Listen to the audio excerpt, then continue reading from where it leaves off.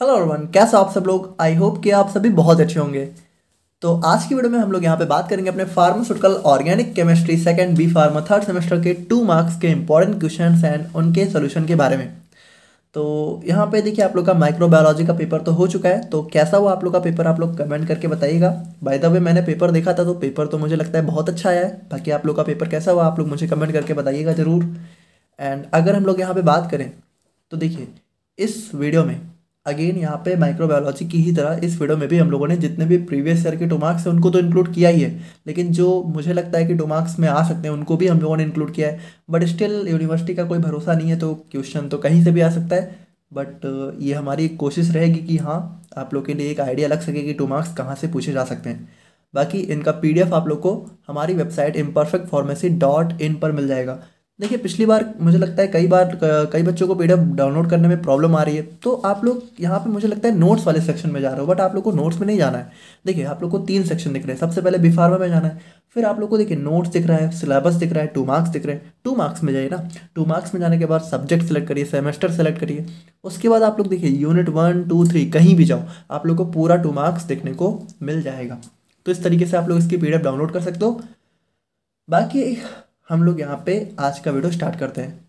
तो देखिए, सबसे पहले हम लोग बात करें तो यहाँ पे देखिए अगेन ये सारे क्वेश्चंस हमारे यूनिट वाइज रहने वाले हैं। तो यूनिट 1 के इंपॉर्टेंट क्वेश्चंस की बात करें तो सबसे पहला क्वेश्चन हमारा आता है एरोमेटिसिटी के ऊपर।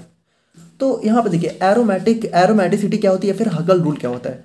तो यहाँ पे सबसे पहली बात सिंपली समझिए कि जो हमारी पूरी ऑर्गेनिक केमिस्ट्री थर्ड है, ठीक है, हमारी थर्ड सेम की ऑर्गेनिक केमिस्ट्री, ये हमारी एरोमेटिक कंपाउंड्स के ऊपर है जनरली। तो सबसे मेजर जो हमारा एरोमेटिक कंपाउंड होता है वो हमारा होता है बेंजीन, है ना। अब बेंजीन आप लोग को पता है, बेंजीन आप लोग को पता होना चाहिए कि हमारा एरोमेटिक कंपाउंड होता है। तो एरोमेटिसिटी कैसे हम लोग डिफाइन करते हैं कि कोई कंपाउंड हमारा एरोमेटिक है या नहीं है। तो देखिए, aromatic compounds are those compounds which follows the Huckel's rule. यानी सिंपल सी बात है, जो भी कंपाउंड हकल रूल को फॉलो करेंगे उनको हम लोग यहाँ पे बोल देते हैं कि वो हमारा यहाँ पे एरोमेटिक है। नाउ अगर हम लोग यहाँ पे बात करें तो यहाँ पे देखिए, जो हमारा हकल रूल है तो बेसिकली है क्या, तो 1931 में हमारे एक जर्मन साइंटिस्ट थे हकल, उन्होंने ये हमारे कुछ रूल्स वगैरह दिए थे। तो यहाँ पे देखिए, हकल रूल में बेसिकली होता क्या है कि इसमें हमारे 4 कंडीशंस होती हैं जिनको हमारा कोई भी कंपाउंड फॉलो करना चाहिए अगर उसको एरोमेटिक होना है। यानी देखिए, कोई भी कंपाउंड एरोमेटिक है तो उसको 2 3 ये 4 कंडीशन फॉलो करनी चाहिए। सबसे पहली बात, कंपाउंड हमारा साइक्लिक होना चाहिए। यानी कि देखिए, जो हमारे साइक्लिक कंपाउंड होते हैं सिर्फ वही हमारे एरोमेटिक होते हैं। तो बेंजीन आप लोग को पता है एरोमेटिक होता है, साइक्लिक भी होता है, सिंपल सी बात है।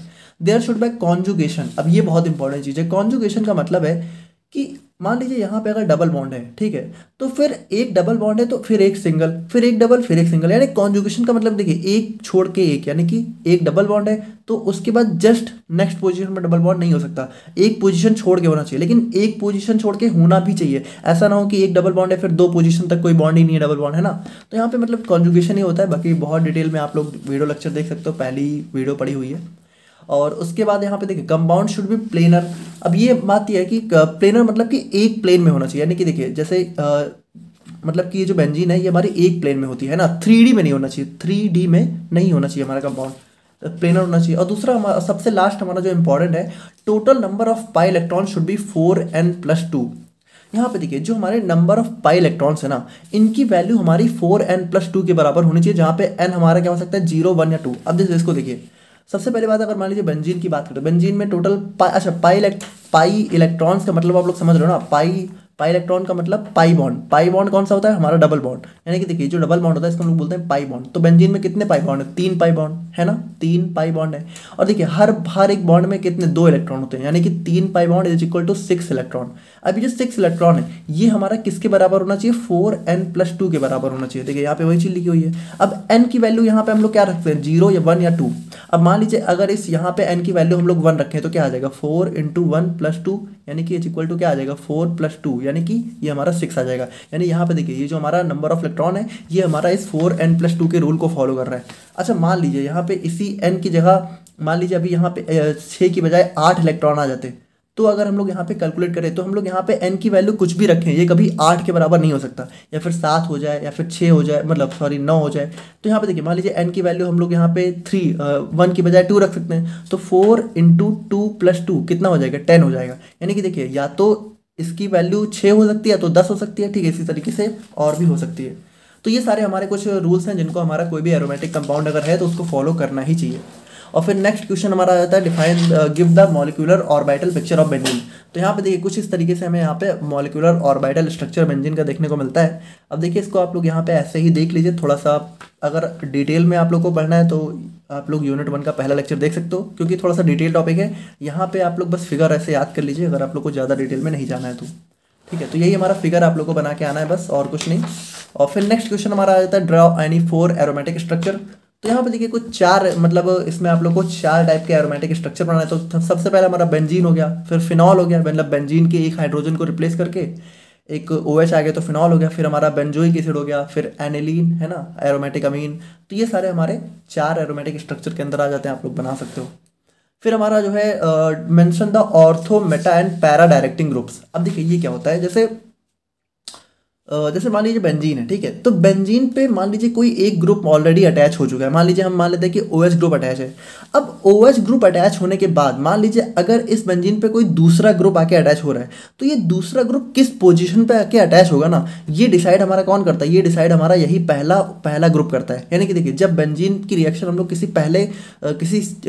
कह सकते हो किसी कंपाउंड से कराते हैं और यहाँ पे कोई सब्स्टिट्यूएंट आके अटैच हो जाता है, तो ये जो पहला सब्स्टिट्यूएंट होता है ना, यही डिसाइड करता है कि जो दूसरा वाला सब्स्टिट्यूएंट होगा, यानी कि अब इसकी रिएक्शन हम लोग दूसरे किसी से कराएंगे तो दूसरा सब्स्टिट्यूएंट यहाँ पे किस पोजीशन पे आके अटैच होगा, ये डिसाइड हमारा यही पहला वाला सब्स्टिट्यूएंट या फिर ग्रुप करता है। और ये पोजीशंस कौन कौन सी होती है, तो बेसिकली हमारी बेंजीन के अंदर 3 पोजीशन देखने को मिलती हैं। एक होती है ऑर्थो पोजीशन, ठीक है। तो देखिए इसके जस्ट बगल वाली, यानी कि जो पहला ग्रुप है इसके जस्ट बगल वाली पोजीशन ऑर्थो पोजीशन होती है, और उसके जस्ट बगल वाली होती है मेटा, और उसके बगल वाली होती है पैरा, ठीक है। तो मान लीजिए OH है तो यहाँ पे ये वाली ऑर्थो, ये वाली मेटा, ये वाली पैरा, और यहाँ से भी चलेंगे तो देखिए ये वाली ऑर्थो, ये वाली मेटा, ये वाली पैरा, यानी कि ऑर्थो की 2 पोजीशन, मेटा की 2 और पैरा की 1 पोजीशन हमें देखने को मिलती है।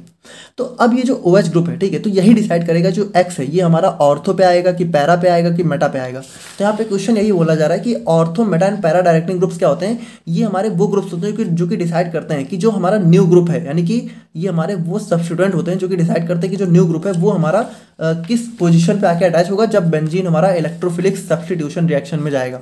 तो यहाँ पे देखिए अगर हम लोग बात करें तो जो इलेक्ट्रॉन डोनेटिंग ग्रुप होते हैं, जैसे कि मान लीजिए OH है, CH3 है, NH2 है, तो ये क्या होते हैं, अगर मान लीजिए OH CH3, ठीक है, या फिर NH2, ये ग्रुप अगर यहाँ पे लगे हुए हैं पहली पोजीशन पे, तो ये जब भी लगे होंगे तो जब बेंजीन इलेक्ट्रोफिलिक सब्स्टिट्यूशन रिएक्शन में जाएगा तो जो सब्स्टिट्यूएंट होगा वो या तो ऑर्थो पोजीशन पे आएगा या तो पैरा, यानी कि देखिए ऑर्थो यानी यहाँ पे भी आ सकता है और पैरा यानी कि यहाँ पे भी आ सकता है। और जो इलेक्ट्रॉन विड्रॉइंग ग्रुप्स होते हैं, ठीक है, जैसे कि NO2 CN, ठीक है, और COOH, तो यहाँ पे ये क्या होते हैं, ये हमारे मेटा डायरेक्टिंग होते हैं। यानी कि अगर मान लीजिए इस OH की जगह यहाँ पे NO2 आके अटैच हो जाए, ठीक है, तो ये जो दूसरा वाला ग्रुप होगा वो हमेशा हमारा यहाँ पे मेटा पोजीशन पे आके अटैच होगा, वो ऑर्थो या पैरा पे नहीं अटैच होगा, ठीक है। तो बस यही होते हैं, बाकी कुछ खास नहीं है। और नेक्स्ट क्वेश्चन हमारा आता है define the halogenation reaction of benzene. अब देखिए बहुत सिंपल है, जैसे आप लोग को पता है बेंजीन को हम लोग दिखाते तो इस तरीके से हैं, लेकिन सिंपली यहाँ पे क्या होता है, हमारे 6 हाइड्रोजन भी इसके साथ अटैच होते हैं। तो यहाँ पे देखिए जब भी यहाँ पे क्या होता है कि जब भी हम लोग बेंजीन की रिएक्शन अपने हैलोजन के साथ कराते हैं, हैलोजन मतलब ब्रोमीन, क्लोरीन, आयोडीन, फ्लोरीन, है ना, तो ये सारे हमारे हैलोजन्स होते हैं। तो जब भी इनके साथ हम लोग रिएक्शन कराते हैं तो क्या होता है कि ये हमारा जो है कह सकते हो कुछ हमें इस तरीके की रिएक्शन देखने को मिलती है, जिसको हम लोग यहाँ पे electrophilic substitution reaction of benzene बोलते हैं। तो इसमें क्या होता है, देखिए मान लीजिए हम लोगों ने बेंजीन की रिएक्शन क्लोरीन से कराई, तो होता क्या है, सबसे पहली बात रिएक्शन हमारी AlCl3 की प्रेजेंस में होती है, जो कि एक कैटालिस्ट का काम करता है, मतलब ये रिएक्शन को थोड़ा सा करने में हेल्प करता है। तो इसमें देखिए होता क्या है, जो Cl है ना, तो इसमें से देखिए एक Cl यहाँ पे इस हाइड्रोजन की जगह खुद जाके अटैच हो जाएगा, और ये हाइड्रोजन और एक Cl क्या होगा, HCl के फॉर्म में अलग हो जाएंगे। तो बस यही सिंपल सी रिएक्शन होती है और हमें यहाँ पे क्लोरोबेंजीन देखने को मिलता है, ठीक है। ये जो स्ट्रक्चर होता है इसको हम लोग बोलते हैं क्लोरोबेंजीन। तो यहाँ पे देखिए बस इस तरीके से सिंपल रिएक्शन देखने को मिलती है, बाकी इसको डिटेल में आप लोग पढ़ लीजिएगा, इसमें कुछ स्टेप्स भी होते हैं वो भी आप लोग देख लीजिएगा। वीडियो अपलोड है, बहुत इंपॉर्टेंट टॉपिक है, लॉन्ग में भी हमें देखने को मिलता रहता है, ठीक है। नाउ नेक्स्ट हम लोग यहाँ पे बात करते हैं अपने नाइट्रेशन ऑफ बेंजीन के बारे में। तो यहाँ पे देखिए नाइट्रेशन ऑफ बेंजीन में क्या होगा, सिंपली जो हमारा H है, ठीक है, जो बेंजीन का हाइड्रोजन है, ये हमारा जो है NO2 ग्रुप से रिप्लेस होगा, यानी कि इस हाइड्रोजन की जगह हमारे यहाँ पे देखिए NO2 ग्रुप आके अटैच हो जाएगा। और जब देखिए HNO3 से NO2 जाएगा तो यहाँ पे बचेगा क्या, देखिए 2 O गए तो 1 O बचा और यहाँ पे OH बचा, तो ये OH बेंजीन के इस हाइड्रोजन के साथ यहाँ पे क्या होगा, H2O के फॉर्म में रिलीज हो जाएगा। तो ये हमारी सिंपली नाइट्रेशन होती है। सल्फोनेशन की बात करें तो यहाँ पे इसकी रिएक्शन हम लोग यहाँ पे H2SO4 के साथ कराते हैं। तो यहाँ पे क्या होता है, एक SO3H ग्रुप आके अटैच हो जाता है, और जो हाइड्रोजन यहाँ से निकलता है उसके साथ क्या होता है, यहाँ पे देखिए क्या बचा, SO3H, यानी कि एक ऑक्सीजन एक हाइड्रोजन बचा, तो ये OH और यहाँ का H H2O के फॉर्म में अलग हो जाते हैं। और उसके बाद फ्रीडल क्राफ्ट एल्काइलेशन की बात करें तो इसमें भी देखिए क्या होता है, जो हमारा बेंजीन होता है उसकी रिएक्शन होती है CH3Cl के साथ। तो देखिए CH3 आके यहाँ अटैच हो जाता है, और ये H और ये Cl ये HCl के फॉर्म में अलग हो जाते हैं। ठीक है, बहुत सिंपल है, कुछ खास नहीं है। और उसके बाद फ्रीडल क्राफ्ट एसाइलेशन की बात करें तो यहाँ पे क्या होता है, यहाँ पे बेंजीन की रिएक्शन हम लोग एक एसाइल ग्रुप यानी कि जैसे कि एसीटोफिनोन के साथ कराते हैं। तो यहाँ पे क्या होता है, देखिए यहाँ पे ये जो C डबल बॉन्ड हो और CH3 है, देखिए ये इतना ग्रुप आके अटैच हो गया यहाँ पे, और ये जो Cl है ये इस H के साथ यहाँ पे क्या हुआ, HCl के फॉर्म में रिलीज हो गया। तो बस यही हमारी सिंपल सी इलेक्ट्रोफिलिक सब्स्टिट्यूशन रिएक्शंस होती हैं बेंजीन की 5, जिनको हम लोगों ने अभी देखा। और उसके बाद नेक्स्ट क्वेश्चन हमारा आता है define the structure and uses of saccharin. तो यहाँ पे देखिए ये हमारा सैकरिन का स्ट्रक्चर हो जाता है और ये इसका यूजेज हो जाते हैं। ठीक है, तो इसको हम लोग यहाँ पे आर्टिफिशियल स्वीटनिंग एजेंट की तरह यूज करते हैं, और इसके अलावा इसका हम लोग यहाँ पे जो है स्टेबिलिटी टेस्ट ठीक है बढ़ाने में, और उसके बाद यहाँ पे प्रोडक्शन कॉस्ट लो करने में। क्योंकि देखिए ये थोड़ा सा सैकरिन ना काफ़ी स्वीट होता है, तो इसको हम लोग यूज़ करते हैं, तो हमें ज़्यादा शुगर का यूज़ नहीं करना होता, ये बहुत ही कम अमाउंट में भी काफ़ी मीठा कर देता है चीज़ों को। और इसका यूज हम लोग बहुत ही वाइटामिन सप्लीमेंट्स और मेडिसिन वगैरह में भी करते हैं। और इसका जो सॉल्ट फॉर्म होता है, इट्स सॉल्यूबल सॉल्ट, ठीक है, ये हमारा सॉल्ट है, तो इसका जो सॉल्यूबल सॉल्ट फॉर्म होता है, ठीक है, उसको हम लोग यहाँ पे जो है सैकरिन सोडियम के नाम से जानते हैं। नाउ नेक्स्ट हमारा आ जाता है define the structure and uses of DDT। ठीक है, DDT का फुल फॉर्म होता है डाइक्लोरो, ठीक है, ध्यान से समझिएगा, डाइक्लोरो डाइफिनाइल ट्राइक्लोरोइथेन। तो यहाँ पे देखिए अगर आप लोग इस नाम से ही समझो, डाइक्लोरो डाइफिनाइल यानी कि देखिए 2 क्लोरो और 2 फिनाइल। देखिए बेंजीन जब हमारा सब्स्टिट्यूएंट की तरह काम करता है उसको हम फिनाइल बोलते हैं। तो डाइक्लोरो डाइफिनाइल यानी कि देखिए ये इतना हो गया, और उसके बाद डाइक्लोरो डाइफिनाइल ट्राइक्लोरो, ठीक है 3 क्लोरो 1 ट्राइक्लोरोइथेन। यहाँ पे देखिए 2 1 और 2 2 कार्बन है तो इथेन हो जाता है। ठीक है, तो डाइक्लोरो डाइफिनाइल ट्राइक्लोरोइथेन ये इसका नाम होता है। यूजेज की बात करें तो यहाँ पे इसका यूज हम लोग जो है देखिए ये हमारा काफ़ी हाईली टॉक्सिक पॉइजन की तरह काम करता है इंसेक्ट्स वगैरह के लिए। ठीक है, तो ये क्या करता है उनके और नर्वस सिस्टम को डिसऑर्गेनाइज कर देता है। ठीक है, तो इसका यूज हम लोग यहाँ पे डस्टिंग पाउडर या फिर एक्वा सोल्यूशन की तरह करते हैं अपने टारगेट साइट पे, जहाँ पे भी हमें इंसेक्ट वगैरह को किल करना होता है। और उसके बाद हमारे यहाँ पे BHC आ जाता है, बेंजीन हेक्सा क्लोराइड। ठीक है, तो यहाँ पे देखिए इसका भी यूज हम लोग यहाँ पे जो है इंसेक्टिसाइड्स वगैरह को किल करने में इंसेक्टिसाइड्स की तरह करते हैं। ठीक है, इंसेक्टिसाइड्स मतलब कि जो इंसेक्ट को किल करता हो, और इसका यूज हम लोग यहाँ पे वेरियस फार्मास्यूटिकल्स में भी करते हैं। नाउ नेक्स्ट हमारा आ जाता है क्लोरामाइन टी। तो क्लोरामाइन टी का भी जो है यूज हम लोग जो है डिसइंफेक्टेंट की तरह करते हैं, और इसका यूज यहाँ पे बर्न्स एंड वुंड्स के ट्रीटमेंट में भी होता है, और इसके अलावा यहाँ पे ओरल माउथ वॉश की तरह भी इसका यूज हमें देखने को मिलता है। तो ये थे हमारे यहाँ पे यूनिट 1 के 2 मार्क्स के इंपॉर्टेंट क्वेश्चंस जो कि बन सकते थे। एंड अब हम लोग यहाँ पे बात करते हैं अपने यूनिट 2 के इंपॉर्टेंट क्वेश्चंस के बारे में। तो यूनिट 2 में देखिए, यूनिट 2 में सबसे पहला क्वेश्चन आ जाता है structure and uses of carbolic acid और फिनॉल। तो यहाँ पे देखिए फिनॉल क्या होता है, जब भी हमारा बेंजीन का एक हाइड्रोजन हमारा OH ग्रुप के साथ रिप्लेस हो जाता है, ठीक है, तो उसको हम लोग बोलते हैं फिनॉल। और फिनॉल को ही हम लोग यहाँ पे कार्बोलिक एसिड के नाम से भी जानते हैं। तो इस चीज़ को आप लोग ध्यान रखिएगा, क्योंकि एग्जाम में आप लोगों से कार्बोलिक एसिड के नाम से भी क्वेश्चन आ सकता है, उसमें कंफ्यूज मत हो जाइएगा। ठीक है, फिनॉल हमारे क्या होते हैं, एरोमेटिक ऑर्गेनिक कंपाउंड होते हैं, इनके अंदर हाइड्रोक्सिल ग्रुप देखने को मिलता है, इसको हम लोग कार्बोलिक एसिड के नाम से भी जानते हैं, और फॉर्मूला इसका C6H5OH होता है। ठीक है, ये हाइड्रोक्सिल ग्रुप हो गया, एरोमेटिक रिंग हो गई, तो यही होता है फिनॉल। और बाकी यूजेज की बात करते हैं, इसका यूज हम लोग यहाँ पे इंडस्ट्रीज में एंटीऑक्सीडेंट डिसइंफेक्टेंट की तरह करते हैं, उसके बाद यहाँ पे कॉस्मेटिक्स की मैन्युफैक्चरिंग में, और उसके बाद यहाँ पे जर्मीसाइडल पेंट्स, ग्लू, वेरिस्टाइज, इन सब में इसका यूज हमें देखने को मिलता है। और नेक्स्ट हमारा आता है यहाँ पे क्वेश्चन डिफाइन क्रिसॉल। तो यहाँ पे देखिए क्रिसॉल क्या होता है, जब भी यहाँ पे फिनॉल के साथ एक CH3 ग्रुप हमें देखने को मिलता है, ठीक है, तो उसको हम लोग बोलते हैं क्रिसॉल। अब देखिए ये CH3 अगर मान लीजिए ऑर्थो पोजीशन पे लगाए तो ऑर्थो क्रिसॉल, मेटा पे लगाए तो मेटा क्रिसॉल, और पैरा पे लगाए तो पैरा क्रिसॉल, सिंपल सी बात है। ठीक है, तो मतलब ये हमारे अलग अलग पोजीशन पे हो सकता है, और इसका यूज भी हम लोग यहाँ पे जर्मीसाइड्स और डिसइंफेक्टेंट और एंटीसेप्टिक की तरह करते हैं। नाउ नेक्स्ट क्वेश्चन हमारा यहाँ पे आ जाता है define the structure and use of catechol. अब देखिए जब भी यहाँ पे हमारा 2 हाइड्रोक्साइड ग्रुप यहाँ पे अटैच हो जाते हैं, ठीक है, 2 OH ग्रुप हमें देखने को मिलते हैं, तो इसको हम लोग बोलते हैं कैटेकोल। ठीक है, तो अब देखिए इंपॉर्टेंट चीज़ ये है कि अगर ये दोनों जो है जस्ट अगल बगल हैं, है ना, तो इसको हम लोग कैटेकॉल बोलते हैं। और कैटेकॉल का यूज यहाँ पे एंटीऑक्सीडेंट्स की तरह यूज किया जाता है, ठीक है, प्रोडक्शन ऑफ डाइस प्लास्टिक सी सब आप लोग देख लेना। लेकिन यही दो OH ग्रुप अगर यहाँ पे जो है एक पोजीशन छोड़ के अटैच हो, ठीक है, तो यहाँ पे इसको हम लोग बोलते हैं रिसोर्सिनॉल। बहुत इंपॉर्टेंट, इसको आप लोग ध्यान रखिएगा। और यहाँ पे इसका यूज हम लोग एंटीसेप्टिक, डिसइंफेक्टेंट और यहाँ पे गैस्ट्रिक अल्सर और वूपिंग कफ के ट्रीटमेंट में इसका यूज हम लोग यहाँ पे करते हैं। नाउ नेक्स्ट हमारा आता है define the structure and uses of naphthol. ठीक है, तो नेपथॉल में क्या होता है, हमारा दो बेंजीन रिंग होती है और एक OH ग्रुप अटैच होता है। अब यहाँ पे देखिए, अगर इस पोजीशन पे तो अल्फा नेपथॉल, इस पोजीशन पे तो बीटा नेपथॉल।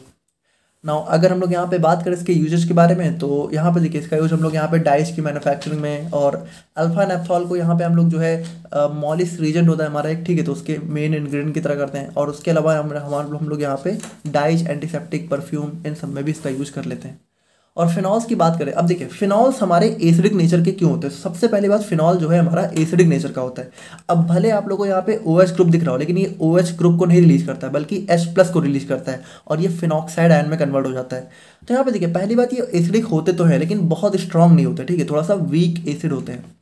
तो phenols are acidic in nature due to the formation of stable phenoxide ion. यानी कि यहाँ पे देखिए क्या होता है, जब ये H+ को रिलीज करता है, ठीक है, तो यहाँ पे जो फिनॉक्साइड आयन बचता है ये भी हमारा काफ़ी स्टेबल हो जाता है, इसी वजह से ये हमारे काफ़ी स्ट्रॉन्ग एसिड होते हैं। ना phenols are not very strong acid, they are weak acid. लेकिन यहाँ पे वही चीज़ है कि हमारा बहुत स्ट्रॉन्ग नहीं होते हैं, बल्कि थोड़ा सा वीक एसिड हमें देखने को मिलता है। और नेक्स्ट हम लोग यहाँ पे बात करते हैं, हमारा आता है why phenols are more acidic than alcohol. अब यहाँ पे देखिए एक हमारा होता है यहाँ पे फिनॉल, ठीक है, जहाँ पे हमें क्या OH ग्रुप देखने को मिलता है बेंजीन रिंग में। और एक होता है हमारे यहाँ पे अल्कोहल, जहाँ पे हमारी सिंपल रिंग होती है, सिंपल साइक्लोएल्केन होता है, जहाँ पे OH ग्रुप देखने को मिलता है।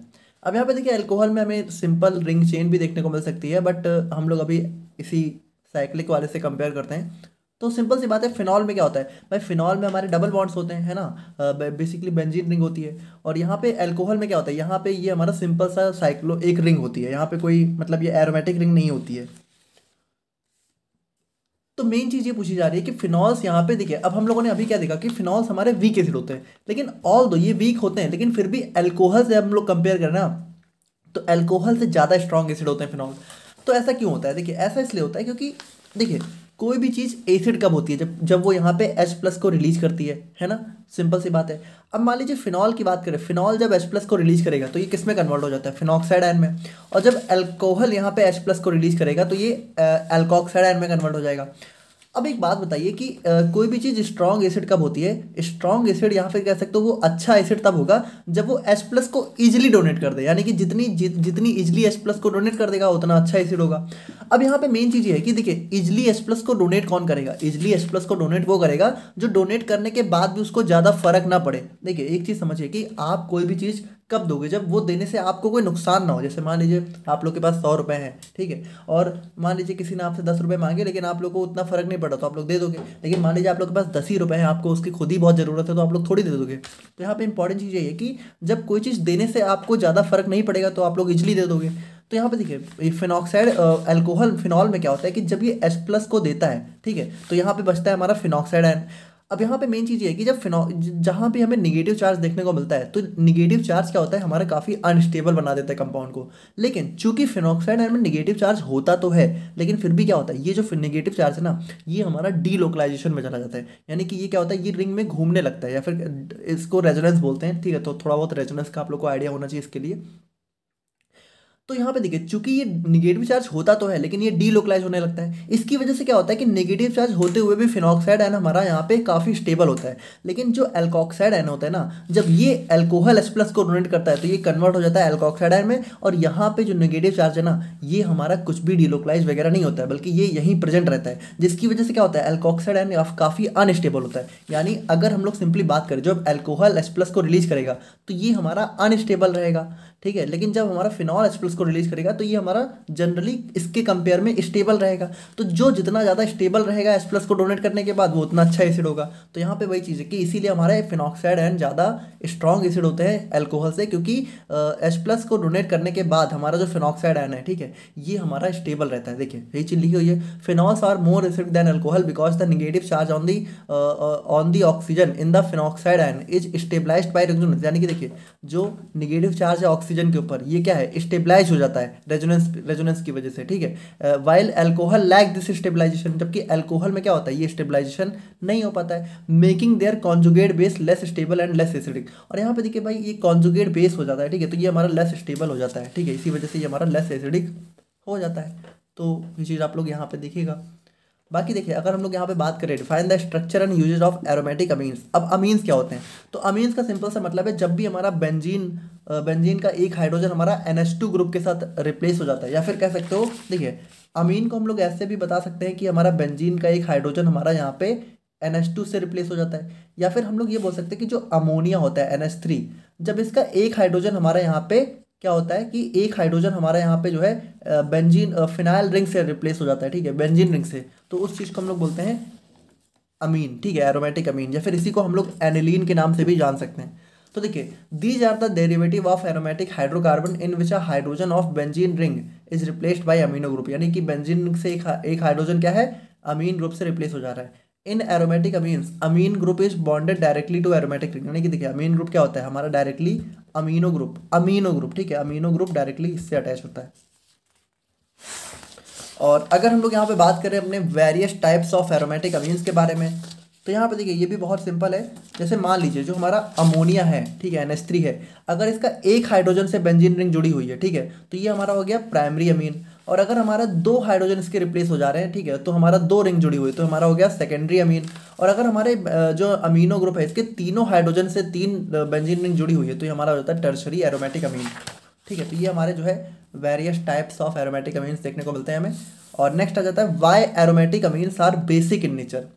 अब देखिए ये बहुत इंपॉर्टेंट मतलब देखिए यहाँ पे सिंपल सी बात है कि बेसिक क्यों होते हैं, क्योंकि देखिए जो NH2 ग्रुप होता है ना, NH2 के पास होते हैं लोन पेयर ऑफ इलेक्ट्रॉन। और देखिए जब भी कोई एटम, जब भी कोई कंपाउंड यहाँ पे लोन पेयर ऑफ इलेक्ट्रॉन को डोनेट कर सकता है, ठीक है, तो वो यहाँ पे बेस हो जाता है। हमारी एक लुईस एसिड बेस थ्योरी होती है, उसके अकॉर्डिंग अगर हमारा कोई compound loan pair of electron को डोनेट कर पा रहा है, ठीक है, कोई भी जो है हमारा सब्सटेंस जो है लोन पेयर ऑफ इलेक्ट्रॉन को डोनेट कर पा रहा है, तो वो हमारा बेस हो जाता है। अब डोनेट करने के लिए होने चाहिए, तो यहाँ पे इसके पास होते हैं, इसलिए डोनेट कर पाता है। Aromatic amines are basic in nature due to the presence of lone pair of electrons on nitrogen atom, ठीक है, तो लोन पेयर होते हैं और लुईस बेस के अकॉर्डिंग यहाँ पे लोन पेयर को जो डोनेट कर सकते हैं वो बेस होते हैं, इसीलिए हमारे यहाँ पे एरोमेटिक अमीन्स बेसिक नेचर के होते हैं। नाउ अगेन यहाँ पे एक क्वेश्चन आ जाता है कि why aromatic amines are less basic than aliphatic amines. अब यहाँ पे आप लोग ध्यान से सुनिएगा, यहाँ पे जस्ट उल्टा केस होने वाला है कि एक हो जाता है हमारे यहाँ पे एरोमेटिक अमीन, ठीक है, तो मान लीजिए ये हमारा हो गया एरोमेटिक अमीन, ठीक है, NH2, ठीक है, और एक हमारा हो जाता है यहाँ पे एलिफेटिक अमीन, ठीक है, एलिफेटिक मतलब कि यहाँ पे जो है कह सकते हो हमारा मतलब कि सिंपल सा जो है जो NH2 है, ठीक है, तो यहाँ से एक CH3 ग्रुप अटैच है, मतलब कि यहाँ पे सिंपल हमारा ग्रुप अटैच है, या फिर कोई रिंग भी हो सकती है, बट सिंपली मान लेते हैं कि CH3 ग्रुप अटैच है, ठीक है, कोई रिंग नहीं है बल्कि हमारा CH3 ग्रुप है। अब देखिए यहाँ पे क्या बोला जा रहा है कि जो एरोमेटिक अमीन्स है ये लेस बेसिक होता है, यानी कि ये जो एलिफेटिक अमीन है ये ज़्यादा बेसिक होता है, ठीक है, और एरोमेटिक अमीन्स हमारे लेस होते हैं। तो ये एरोमेटिक वाला जो है हमारा लेस बेसिक क्यों होता है, इसको हमें बताना है। तो देखिए यहाँ पे ये बेसिक क्यों होता है, क्योंकि ये लोन पेयर ऑफ इलेक्ट्रॉन को डोनेट कर सकता है। अब यहाँ पे देखिए भाई डोनेट करने के लिए लोन पेयर ऑफ होने भी चाहिए, अब होते तो दोनों के पास है, तो प्रॉब्लम क्या है, प्रॉब्लम ये है कि यहाँ पे जो एरोमेटिक अमीन होता है इसके पास होते तो हैं, लेकिन चूंकि ये हमारा क्या होता है, ये हमारा एक एरोमेटिक स्ट्रक्चर होता है, इसीलिए लोन पेयर क्या होता है, ये लोन पेयर यहाँ पे डीलोकलाइजेशन में चले जाते हैं, रेजोनेंस में चले जाते हैं, जिसकी वजह से क्या होता है कि होते तो है लेकिन होते हुए भी क्या होता है इनका डीलोकलाइजेशन होने लगता है इसी रिंग में, जिसकी वजह से होते हुए भी यहाँ पे क्या होता है थोड़ा सा अनअवेलेबल हो जाते हैं, इजिली डोनेट नहीं कर पाते हैं। जबकि जो हमारा एलिफेटिक अमीन होता है इसमें हमारा कोई भी रेजोनेंस वगैरह नहीं होता है, इसीलिए जो लोन पेयर होते हैं वो होते भी हैं और अवेलेबल भी होते हैं डोनेट होने के लिए, है ना। तो यहाँ पे देखिए वही चीज लिखा हुआ है, aromatic amines are less basic than aliphatic amines because the lone pair of electrons on the nitrogen atom in aromatic amine, यानी कि ये जो एरोमेटिक अमीन है इसके ऊपर जो लोन पेयर ऑफ इलेक्ट्रॉन है gets partially delocalised into the benzene ring, यानी कि ये डीलोकलाइज होने लगता है इसी बेंजीन रिंग में थ्रू द रेजोनेंस। और ये होता क्यों, रेजोनेंस की वजह से। This reduces the availability of lone pair of accepting protons, यानी कि देखिए ये क्या होता है, इसकी वजह से जो लोन पेयर है वो ठीक है वो अवेलेबल ही नहीं हो पाता है, मेकिंग एरोमेटिक अमीन लेस बेसिक, यानी कि इसी की वजह से एरोमेटिक अमीन लेस बेसिक हो जाता है। इन कॉन्ट्रास्ट, और वहीं पे अगर हम लोग यहाँ पे देखें अपने एलिफेटिक अमीन को, aliphatic amines have free readily available lone pairs making them more basic, और इसके पास क्या होता है रेडली अवेलेबल, यानी कि ये हमारा इजिली अवेलेबल रहते हैं डोनेट होने के लिए। नाउ नेक्स्ट क्वेश्चन हमारा आता है define the structure synthesis and uses of aryl diazonium salt. तो यहाँ पे देखिए अराइल डाई एजो, देखिए डाई एजो का मतलब होता है दो नाइट्रोजन, ठीक है, एजो मतलब नाइट्रोजन और डाई मतलब दो। तो यहाँ पे देखिए हमें जो है डाई एजोनियम सॉल्ट में हमें दो नाइट्रोजन ग्रुप देखने को मिलते हैं और ये हमारा इसका स्ट्रक्चर होता है, ठीक है, तो आप लोग देख सकते हो। बाकी इसकी सिंथेसिस की बात करते हो, इसकी सिंथेसिस हमें यहाँ पे एनिलीन और नाइट्रस एसिड के साथ देखने को मिलती है, ठीक है। तो इन दोनों की रिएक्शन होती है तो डायजोनियम सॉल्ट मिलता है। और हम यूजेस की बात करते हो, इसका यूज हम लोग यहाँ पे वेरियस डाइज की मैन्युफैक्चरिंग में और इंडस्ट्रीज वगैरह में हम लोग यहाँ पे इसका यूज जो है करते हैं, ठीक है। नाउ नेक्स्ट हम लोग यहाँ पे बात करें structure and uses of benzoic acid के बारे में। तो देखिए जब भी हमारा बेंजीन का एक हाइड्रोजन हमारा कार्बोक्सिलिक एसिड के साथ रिप्लेस होता है तो इस स्ट्रक्चर को हम लोग बोलते हैं बेंजोइक एसिड, ठीक है। और तो ये थे हमारे यहाँ पे यूनिट 2 के इंपॉर्टेंट क्वेश्चंस। नाउ अब हम लोग यहाँ पे बात करते हैं अपने यूनिट 3 के इंपॉर्टेंट क्वेश्चंस एंड उनके सोल्यूशन के बारे में। तो यहाँ पे देखिए सबसे पहला क्वेश्चन हमारा आता है यहाँ पे फैट एंड ऑयल के ऊपर। तो फैट एंड ऑयल क्या होते हैं? तो देखिए सबसे पहली बात ये होते हैं हमारे एक टाइप के लिपिड, और लिपिड में भी कौन से होते हैं? Simple lipid. और सिंपल लिपिड यहाँ पे क्या होता है? देखिए सिंपल लिपिड का मतलब होता है जब भी हमारा ग्लिसरॉल, ठीक है, जब भी हमारा ग्लिसरॉल जो है 3 फैटी एसिड के साथ कंबाइन करता है, 3 फैटी एसिड के साथ, तो उसी चीज़ को हम लोग बोलते हैं सिंपल लिपिड। देखिए इसको आप लोग समझिएगा, ग्लिसरॉल का मतलब देखिए ग्लिसरॉल हमारा होता है एक टाइप का अल्कोहल। अल्कोहल मतलब कि जहाँ पे हमें OH ग्रुप देखने को मिले, तो यहाँ पे देखिए हमें 3 OH ग्रुप देखने को मिलते हैं, ठीक है, तो ये हमारा होता है ग्लिसरॉल। और 3 फैटी एसिड के मतलब देखिए फैटी एसिड मतलब जिसके पास हमें जो है COOH ग्रुप देखने को मिले, और 3 मतलब कि हमारे 3 COOH ग्रुप होंगे।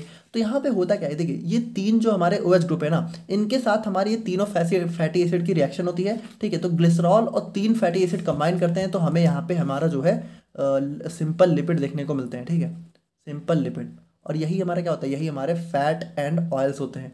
यहाँ पे देखिए हुआ क्या, ये जो OH है, ठीक है, इसका OH और ये H, ये दोनों मिलके हमारा H2O के फॉर्म में रिमूव हो गए, और यहाँ पे बचा क्या? C डबल बॉन्ड O, ठीक है, और यहाँ पे इसका O, ठीक है, C डबल बॉन्ड O, ठीक है, ये डबल बॉन्ड से होता है, ठीक है, मतलब इसको हम लोग ऐसे लिख देते हैं बट ये एक्चुअल में डबल बॉन्ड से होता है, ठीक है। तो ये C डबल बॉन्ड O बचा इसका, और यहाँ पे इसका ये O, ठीक है, और यहाँ पे CH2। तो ये कुछ इस तरीके से हमें यहाँ पे सिंपल लिपिड या फैट एंड ऑयल्स देखने को मिलते हैं, और इसी को हम लोग यहाँ पे ट्राईग्लिसराइड भी बोल सकते हैं। ट्राईग्लिसराइड देखो क्यों? क्योंकि जो ग्लिसरॉल है इसके तीनों हाइड्रोक्सिल ग्रुप के साथ हमारे 3 फैटी एसिड आके अटैच हो जाते हैं, इसी वजह से इसको ट्राईग्लिसराइड भी बोलते हैं। तो ये होता है हमारे यहाँ पे simple fat and acid, fat and oils, ठीक है। तो they are triesters of fatty acid and glycerol, they are also known as triglyceride, इनको हम लोग ट्राईग्लिसराइड के नाम से भी जानते हैं। और उसके बाद देखिए they are generally insoluble in water but soluble in organic solvent. अब यहाँ पे देखिए इंपॉर्टेंट चीज़ ये कि ऑर्गेनिक सॉल्वेंट्स में ये सॉल्युबल होते हैं, वाटर में इनसॉल्युबल होते हैं। जैसे भाई ऑयल पानी में थोड़ी सॉल्युबल होता है, सिंपल सी बात है, जो ऑयल घर में आप लोग बनाते हो ना वही होता है बस, और कुछ नहीं। घी, ऑयल, यही सब होता है फैट एंड ऑयल। एग्जाम्पल की बात करें olive oil, butter, vegetable oil, यही सारे होते हैं ना। यहाँ पे देखिए एक और क्वेश्चन आता है difference between simple fat oil और मिक्स्ड फैट एंड ऑयल। अब यहाँ पे देखिए मान लीजिए जो हमारा ग्लिसरॉल है, अगर इस ग्लिसरॉल के साथ 3 सेम फैटी एसिड कंबाइन करें, जैसे कि ब्यूटायरिक एसिड, ये इनके अंदर हमें 3 सेम फैटी एसिड की चेन देखने को मिलती है, ठीक है। तो ये हमारा हो जाता है यहाँ पे ये हमारा हो जाता है जो है ट्राई ब्यूटायरिन, ठीक है। और वहीं मिक्स्ड फैट एंड ऑयल क्या होता है कि इसमें कम से कम एक या फिर दो जो है डिफरेंट फैटी एसिड देखने को मिलते हैं। जैसे यहाँ पे आप लोग देखो तो दो सेम है लेकिन एक डिफरेंट आ जाता है, तो ये हमारा जो है मिक्स्ड फैट एंड ऑयल हो जाते हैं। जब यहाँ पे हमारा ग्लिसरॉल के साथ 3 डिफरेंट या फिर कम से कम जो 2 डिफरेंट फैटी एसिड देखने को मिले तो वो हमारा हो जाता है मिक्स्ड फैट एंड ऑयल, ठीक है। नाउ नेक्स्ट हमारा आता है difference between fat and oils. तो यहाँ पे देखिए डिफरेंस बहुत ही सिंपल है। जैसे फैट जो है क्या होते हैं भाई, फैट जैसे कि फैट हमारा घी हो गया, तो घी आपको पता है, घी, मक्खन, ये सारे हमारे क्या होते हैं? जनरली सॉलिड में रहते हैं ना, जनरली जो है सॉलिड फॉर्म में होते हैं, और या फिर सेमी सॉलिड होते हैं रूम टेम्परेचर पे। और ऑयल्स क्या होते हैं भाई? ऑयल्स मतलब जो भी आप खाना बनाते हो, रिफाइंड ऑयल हो गया, ठीक है, सरसों का तेल हो गया, ये सारे क्या होते हैं? हमारे रूम टेम्परेचर पे ऑयल या लिक्विड होते हैं ना, सॉलिड नहीं होते हैं। फैट के अंदर क्या होता है? Large amount of saturated fatty acid. देखिए सैचुरेटेड का मतलब यहाँ पे सिंगल बॉन्ड, ठीक है, सैचुरेटेड मतलब जहाँ पे हमें सिंगल बॉन्ड देखने को मिले, और अनसैचुरेटेड मतलब जहाँ पे हमें डबल बॉन्ड देखने को मिले। तो जो फैट होते हैं ना, इनके पास हमें सिंगल बॉन्ड देखने को मिलते हैं, तो ये सैचुरेटेड फैटी एसिड होते हैं। और जो ऑयल्स होते हैं इनमें हमें जो है डबल बॉन्ड देखने को मिलते हैं। अब फैट्स में क्या होता है कि इनका जो मेल्टिंग पॉइंट है, ठीक है, तो ये जनरली यहाँ पे 20 डिग्री सेल्सियस से ज़्यादा होता है। और देखिए इसी वजह से क्या होता है, जल्दी मेल्ट नहीं होते हैं, थोड़ा सॉलिड होते हैं। और जबकि ऑयल्स का मेल्टिंग पॉइंट यहाँ पे देखिए रूम टेम्परेचर से लो होता है, इसी वजह से ये रूम टेम्परेचर पे क्या होते हैं, जनरली जो है लिक्विड फॉर्म में होते हैं। और बाकी देखिए, और फैट हमारे ज़्यादा स्टेबल होते हैं, ऑयल हमारे लेस स्टेबल होता है। फैट का मेन सोर्स हमारा एनिमल होता है, जैसे भाई बटर, क्रीम, ये सब चीज़ें हमें कहाँ से मिलती है? काऊ से मिलती हैं, है ना, बफेलो से मिलती हैं। और ऑयल्स की बात करें तो इसमें हमें मेनली जो है इसका सोर्स मेनली प्लांट होता है, और इसमें हमें जो है डबल बॉन्ड वगैरह देखने को मिलते हैं। अब जैसे ऑयल की बात करें तो भाई चाहे कोकोनट ऑयल हो, ऑलिव ऑयल हो, मस्टर्ड ऑयल हो, ये सभी क्या प्लांट से देखने को मिलते हैं। अब यहाँ पे देखिए एक और टर्म आ जाता है म्यूफा एंड प्यूफा। म्यूफा का मतलब होता है मोनो अनसेचुरेटेड फैटी एसिड, और प्यूफा का मतलब होता है पॉली अनसेचुरेटेड फैटी एसिड। तो इसके एग्जांपल्स आप लोगों को बस लिख देने, तो म्यूफा का एग्जांपल जैसे ऑलिव ऑयल हो गया, एवोकाडोस हो गया, ठीक है। और प्यूफा का एग्जांपल हमारा फैटी फिश हो गया, ठीक है, फिश ऑयल्स हो गया, और कॉर्न ऑयल हो गया। तो ये सारे हमारे यहाँ पे इसके एग्जांपल हो जाते हैं। नाउ अब हम लोग यहाँ पे बात करें तो हमारा यहाँ पे नेक्स्ट क्वेश्चन आता है difference between drawing and non drawing oil. देखिए एक ऑयल होता है ड्राइंग ऑयल, ठीक है, एक होता है नॉन ड्राइंग। देखिए नॉन ड्राइंग मतलब जो सूखते ना हो, जैसे जिसमें हम लोग खाना बनाते हैं वो नॉन ड्राइंग होता है। और ड्राइंग मतलब कि देखिए जब भी आप लोग पेंट, कुछ ऑयली पेंट्स आते हैं तो भाई क्या होता है, भाई जब ऑयल पेंट से हम लोग पेंट करते हैं तो क्या होता है, वो थोड़ी देर बाद सूख जाता है। अगर वो ना सूखे तो हमारे किस काम का है ना। हम लोग पेंट क्यों करते हैं ऑयली पेंट से, ताकि वो कुछ देर बाद सूख जाए, तो उसको हम लोग ड्राइंग ऑयल बोलते हैं। तो ड्राइंग ऑयल देखिए क्या होता है, dry oils that harden when expose to air. यानी कि देखिए जब भी हम लोग ऑयल्स ऑयली पेंट से पेंट करते हैं तो क्या होता है, कुछ देर बाद यहाँ पे वो सूख जाता है, क्योंकि वो एयर के एक्सपोज में आता है तो ऑक्सीडेशन होता है तो सूख जाता है। और नॉन ड्राइंग क्या होता है भाई, मस्टर्ड ऑयल हो गया और यहाँ पे रिफाइंड ऑयल हो गया, वो कभी कितना भी आप लोग एयर में एक्सपोज कर दो वो सूखेगा, थोड़ी हार्ड नहीं होगा। यहाँ पे देखिए ड्राइंग ऑयल क्या होता है, ये ऑक्सीजन को एब्जॉर्ब करते हैं, जिसकी वजह से एक सॉलिड फिल्म यहाँ पे बन जाती है। और यहाँ पे क्या होता है, ये हमारा लिक्विड में ही रहते हैं, यहाँ पे कोई एब्जॉर्बेंस वगैरह नहीं होता है। और ये प्राइमली हमारा पेंट, वेनिसेज, ठीक है, और कोटिंग्स में यूज होता है। और इनका यूज हम लोग यहाँ पे जनरली कुकिंग ऑयल, कॉस्मेटिक्स, इन सब में करते हैं। इसका एग्जांपल हमारा लिंसीड ऑयल हो गया, ठीक है, पॉपी सीड ऑयल हो गया, और इसका एग्जांपल हमारा ऑलिव ऑयल हो गया, कोकोनट ऑयल हो गया। तो ये सारे हो गए। अब देखिए यहाँ से जो हमारा क्वेश्चन आप लोग को देखने को मिलेंगे, तो ये क्वेश्चन ना थोड़ा टिपिकल है, इतनी इजीली 2 मार्क्स में इनको समझाना पॉसिबल है नहीं, बट फिर भी देखिए मेरी कोशिश रहेगी कि आप लोगों को थोड़ा बहुत जरूर समझ में आए। बट इसको आप लोग ना थोड़ा सा डिटेल में देख लीजिएगा, क्योंकि बहुत इंपॉर्टेंट टॉपिक्स भी हैं। और बाकी हम लोग यहाँ पे देखते हैं कि क्या होते हैं, ठीक है। तो देखिए सबसे पहला क्वेश्चन आ जाता है एसिड वैल्यू के ऊपर। अब एसिड वैल्यू होती क्या है, देखिए हम लोगों ने क्या देखा, हम लोगों ने देखा कि जो भी हमारा फैट एंड ऑयल होते हैं, ठीक है, तो ये किससे मिलके बने होते हैं, ग्लिसरॉल और फैटी एसिड, यही दोनों मिलके तो हमारा लिपिड बनाते हैं, या फिर कह सकते हो हमारा फैट एंड ऑयल बनाते हैं। तो मान लीजिए कोई हमारा फैट एंड ऑयल है, तो क्या होता है कि जब ये काफ़ी टाइम तक रखा रहता है ना, तो देखिए जनरली भाई देखिए बना किससे मिलके है, फैटी एसिड और अल्कोहल, इन्हीं दोनों से तो मिलके बना है। तो होता क्या है, जब ये काफ़ी टाइम तक रखे रहते हैं तो कभी कभी इनमें थोड़ा सा फ्री फैटी एसिड, यानी कि थोड़ा सा फैटी एसिड यहाँ पे रिलीज होने लगते हैं। देखिए जनरली क्या होना चाहिए, जब ये दोनों कंबाइन कर जाते हैं, ठीक है, तो यहाँ पे फैट एंड ऑयल देखने को मिलता है। लेकिन अगर मान लीजिए इस फैट एंड ऑयल में से थोड़ा सा फैटी एसिड जो है रिलीज होने लगे अलग से, ठीक है, मतलब कि फ्री फैटी एसिड रिलीज हो जाए, तो वो चीज़ हमारा होता है free fatty acid. Free fatty acid मतलब कि फैट एंड ऑयल में जो फैटी एसिड प्रेजेंट है वो थोड़ा सा रिलीज हो जाए अलग से, ठीक है। तो अब इंपॉर्टेंट चीज़ यहाँ पे क्या है कि ये जो फ्री फैटी एसिड है ना, तो इसी को जब हम लोग यहाँ पे मेजर करते हैं तो इसी चीज़ को हम लोग बोलते हैं एसिड वैल्यू। यानी एसिड वैल्यू में हम लोग क्या करते हैं, जो हमारा फैट एंड ऑयल है उसमें कितना फ्री फैटी एसिड प्रेजेंट है उसका मेजरमेंट हम लोग यहाँ पे जब करते हैं तो इसी चीज़ को हम लोग बोलते हैं एसिड वैल्यू। अब मेन चीज़ है मेजरमेंट हम लोग करेंगे कैसे, तो आप लोग को पता है कि एसिड को जब हम लोग बेस से रिएक्ट कराते हैं तो हमारा सॉल्ट बनता है। और आप लोगों ने टाइट्रेशन पढ़ा होगा हमारे यहाँ पे, न्यूट्रलाइजेशन टाइट्रेशन रिएक्शन। तो इसमें क्या होता है, जब भी हम लोग यहाँ पे एसिड बेस की रिएक्शन कराते हैं तो एक टाइम के बाद यहाँ पे न्यूट्रलाइजेशन एंड पॉइंट आ जाता है, ठीक है, जिससे हमें पता चल जाता है कि कितना हमारा एसिड बेस है। तो मान लीजिए हमारा ये फैट एंड ऑयल है जिसमें हमें फ्री फैटी एसिड को पता लगाना है, तो हम लोग करेंगे क्या भाई, ये हमें पता लगाना है एसिड का, तो हम लोग इसकी रिएक्शन किसी बेस से करा देंगे, जैसे कि KOH। तो जब हम लोग यहाँ पे रिएक्शन कराएंगे तो एक टाइम के बाद क्या आएगा, एक टाइम के बाद हमारा एंड पॉइंट आ जाएगा। तो जब एंड पॉइंट आएगा तो एंड पॉइंट आने पे कितना बेस हमारा यूज हुआ है उसको कैलकुलेट करके हम लोग यहाँ पे एसिड की वैल्यू पता लगा सकते हैं, ठीक है। तो कुछ इस तरीके से हम लोग यहाँ पे एसिड वैल्यू को डिटरमाइन करते हैं। बाकी देखिए अगर आप लोग को थोड़ा नहीं समझ में आया तो आप लोग इसका पूरा डिटेल लेक्चर अवेलेबल है, आप लोग देख लीजिएगा। Acid value is defined as number of milligram of KOH required to completely neutralise free fatty acid present in 1 gram of fat and oil. यानी कि 1 ग्राम फैट एंड ऑयल में कितना फ्री फैटी एसिड प्रेजेंट है, इसको neutralise करने में कितना KOH required है, वही होता है हमारे यहाँ पे एसिड वैल्यू। प्रिंसिपल इसका क्या होता है कि हम लोग यहाँ पे इसका टाइट्रेशन कराते हैं अपने KOH या फिर NaOH सोल्यूशन के, और इंडिकेटर हम लोग यहाँ पे फिनोप्थलीन का यूज करते हैं जो कि हमें एंड पॉइंट बताता है, ठीक है, कलर चेंज वगैरह करके। सिग्निफिकेंस की बात करें तो ये हमारा जो है फ्री फैटी एसिड के मेजर अमाउंट को बताता है, ठीक है, जो कि हमारा कह सकते हो। देखिए अब ये फ्री फैटी एसिड भाई अपने आप थोड़ी रिलीज होते हैं, ये जनरली या तो हाइड्रोलिसिस की वजह से हो सकते हैं, ठीक है, और ये हमारा एयर मॉइस्चर इन सब की वजह से हो सकते हैं। अब देखिए अगर मान लीजिए एसिड वैल्यू की वैल्यू जो है किसी ऑयल या फैट में बहुत ज़्यादा आ रही है तो इसका मतलब वो अच्छी क्वालिटी का नहीं है, ठीक है। तो ये चीज़ हम लोग यहाँ पे पता लगा सकते हैं, और वो इम्प्रॉपर कंडीशन में स्टोर हो रखा है। नेक्स्ट हमारा यहाँ पे आ जाता है सैपोनिफिकेशन वैल्यू। अब यहाँ पे देखिए एक चीज़ आप लोग समझिएगा कि जब भी किसी फैट एंड ऑयल की रिएक्शन हम लोग यहाँ पे किसी बेस से कराते हैं, ठीक है, तो हमें दो चीज़ें देखने को मिलती हैं। एक हमारा ग्लिसरॉल देखने को मिलता है और नेक्स्ट हमारा यहाँ पे सोप देखने को मिलता है, ठीक है। सोप, जो सोप आप लोग नहाते समय यूज करते हो ना, वो हम लोग इसी तरह से बनाते हैं। अपने फैट एंड ऑयल की रिएक्शन हम लोग बेस से कराते हैं तो हमें यहाँ पे ग्लिसरॉल और सोप देखने को मिलता है। तो यहाँ पे देखिए सैपोनिफिकेशन वैल्यू हमारा यही बताता है कि देखिए सबसे पहले बात, सैपोनिफिकेशन का मतलब होता है soap making.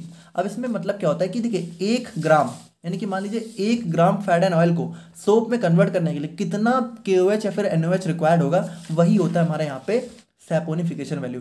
Saponification value number of milligram, यानी कितने मिलीग्राम KOH की रिक्वायरमेंट होगी 1 ग्राम फैट एंड ऑयल को सोप में कन्वर्ट करने पे, वही हमारा हो जाता है सैपोनिफिकेशन वैल्यू। और इसको हम लोग यहाँ पे सैपोनिफिकेशन नंबर के नाम से भी जानते हैं। सिग्निफिकेंस की बात करें तो यहाँ पे देखिए इट इंडिकेट्स द लेंथ, यानी कि देखिए अगर मान लीजिए सैपोनिफिकेशन वैल्यू हाई है, ठीक है, तो इसका मतलब कि हमारा जो एसिड चेन है वो काफ़ी शॉर्ट है, और अगर हमारी कम है तो इसका मतलब एसिड चेन लॉन्ग है, यानी कि इसमें हम लोग यहाँ पे फैटी एसिड की चेन की लेंथ का भी पता लगा सकते हैं। और दूसरा हमारा ये जो है एवरेज मॉलिक्यूलर वेट, ठीक है, और कह सकते हो जो है हमारा यहाँ पे इन सब चीज़ों का भी आइडिया देता है, ठीक है। अगर मान लीजिए हमारा सैपोनिफिकेशन वैल्यू हाई है तो इसका मतलब मॉलिक्यूलर वेट इसका यहाँ पे लो है, ठीक है। तो इस तरीके से मॉलिक्यूलर वेट का भी आइडिया हम लोग यहाँ पे लगा सकते हैं। नाउ नेक्स्ट हमारा यहाँ पे आ जाता है ईस्टर वैल्यू। ईस्टर वैल्यू क्या होता है? देखिए असल में ये जो जब हम लोग यहाँ पे अल्कोहल, देखिए ग्लिसरॉल क्या होता है भाई, ग्लिसरॉल एक टाइप का अल्कोहल होता है और फैटी एसिड हमारा क्या होता है, एक टाइप का एसिड होता है। तो जब भी हम लोग यहाँ पे एसिड और अल्कोहल की रिएक्शन कराते हैं तो हमें यहाँ पे लिपिड देखने को मिलता है। अब लिपिड में बेसिकली ये जो ग्रुप होता है ना बीच में C डबल बॉन्ड O, ये हमारा होता है ईस्टर ग्रुप, ठीक है।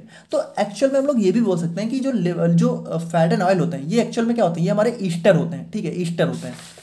तो यहाँ पे देखिए ईस्टर वैल्यू क्या होता है। ईस्टर वैल्यू का मतलब ये होता है कि जैसे मान लीजिए एक फैट एंड ऑयल है, एक फैट और ऑयल है, तो अगर मान लीजिए ये पूरा प्योर फैट एंड ऑयल है तो ये प्योर ईस्टर होगा, ठीक है। लेकिन अगर मान लीजिए इसमें से कुछ फ्री फैटी एसिड रिलीज हो चुके हैं, ठीक है, फ्री फैटी एसिड अगर इसमें से कुछ रिलीज हो चुके हैं तो अब इसमें ईस्टर ग्रुप कितना प्रेजेंट होगा भाई, जितना फ्री फैटी एसिड रिलीज हुआ है उसको अगर हम लोग यहाँ पे इसमें से माइनस कर दें फैट एंड ऑयल से, तो हमें हमें पता चल जाएगा कि कितना ईस्टर ग्रुप है। क्योंकि देखिए ईस्टर क्या होगा, ईस्टर हमारा प्योर फैट एंड ऑयल होगा, लेकिन अगर इसमें से कुछ फैटी एसिड रिलीज हो चुके हैं तो इसमें पूरा तो बचा नहीं होगा ईस्टर वैल्यू, तो कितना ईस्टर बचा होगा, इतना बचा होगा जितना ये रिलीज, इसको माइनस कर देंगे इसमें से तो हमारा ईस्टर वैल्यू पता चल जाएगी। तो ईस्टर वैल्यू देखिए क्या होता है, तो देखिए इसको भी देखिए सबसे पहली बात इसको हम लोग यहाँ पे इस तरीके से भी पता लगा सकते हैं, ester value is equal to saponification value minus acid value. देखिए सिंपल सी बात है, सैपोनिफिकेशन वैल्यू मतलब कि कह सकते हो फैट एंड ऑयल को, ठीक है, हमारा कितना हम लोग यहाँ पे जो है KOH रिक्वायर्ड होता है उसकी वैल्यू पता लगाते हैं, ठीक है। तो उसको हम लोग यहाँ पे कैलकुलेट करके पता लगा सकते हैं। तो देखिए एक तो सिंपल सा मेथड है कि हम लोग यहाँ पे सैपोनिफिकेशन वैल्यू से एसिड वैल्यू माइनस कर दे तो हमें पता चल जाएगा। और अगर मान लीजिए दूसरा मेथड हम लोग बात करें तो यहाँ पे it is defined as number of milligram of KOH, यानी कि कितना मिलीग्राम KOH का रिक्वायर्ड है हमारा 1 ग्राम फैट एंड ऑयल को, ठीक है। मतलब कि कह सकते हो 1 ग्राम फैट एंड ऑयल के जो ईस्टर प्रेजेंट है उनको सैपोनिफाई करने में कितना KOH रिक्वायर्ड है उसको हम लोग बोलते हैं ईस्टर वैल्यू। देखिए मुझे पता है आप लोग थोड़ा कंफ्यूज हो सकते हो, इसीलिए मैंने बोला है कि आप लोग इसको डिटेल में देख लीजिए। 2 मार्क्स में इसको समझा पाना इतना पॉसिबल है नहीं, बट फिर भी आप लोग समझिएगा कि सैपोनिफिकेशन वैल्यू में हम लोगों ने क्या देखा कि पूरे फैट एंड ऑयल को हमारा सोप में कन्वर्ट करने में कितना KOH रिक्वायर्ड है वो हो जाता है सैपोनिफिकेशन वैल्यू। लेकिन मान लीजिए इसके फैट एंड ऑयल में मान लीजिए कुछ फ्री फैटी एसिड भी रिलीज हो रहे हैं, तो अब इसमें जो प्योर ईस्टर ग्रुप है तो इस प्योर ईस्टर को हमारा सोप में कन्वर्ट करने में कितना KOH रिक्वायर्ड है वही हो जाता है हमारे यहाँ पे सैपोनिफिकेशन ईस्टर वैल्यू, ठीक है। अब ईस्टर वैल्यू क्या होता है कि इसका ये हमारा जो है पता लगाता है कि कितना अमाउंट ऑफ ईस्टर प्रेजेंट है या फिर कह सकते हो कितना pure fat and oil present है। और हाई ईस्टर वैल्यू इंडिकेट करती है कि हमारा हायर कंसंट्रेशन ऑफ फ्लेवर या फिर फ्रेग्रेंस, ठीक है। तो ये हमें जो है इंडिकेट पता चलता है हाई ईस्टर वैल्यू से। और अगर हम लोग यहाँ पे बात करें अपने आयोडीन वैल्यू के बारे में तो यहाँ पे देखिए एक फिनोमेना होता है कि मान लीजिए कहीं पे हमें डबल बॉन्ड देखने को मिल रहा है। मान लीजिए हमारा एक ग्रुप है CH2CH2 नंबर डबल बॉन्ड है। अब अगर मान लीजिए CH2CH2 की रिएक्शन हम लोग दो आयोडीन से करा दें तो क्या होगा, यहाँ पे इस हाइड्रोजन का एक डबल बॉन्ड ब्रेक होगा, ठीक है। और देखिए कार्बन की वैलेंसी कितनी होती है, 4 होती है। तो यहाँ पे वैलेंसी को सेटिस्फाई करने के लिए क्या होगा, हमारा एक आयोडीन आके अटैच हो जाएगा। लेकिन जब दो आयोडीन आके अटैच होंगे तो ये डबल बॉन्ड क्या होगा, ब्रेक हो जाएगा।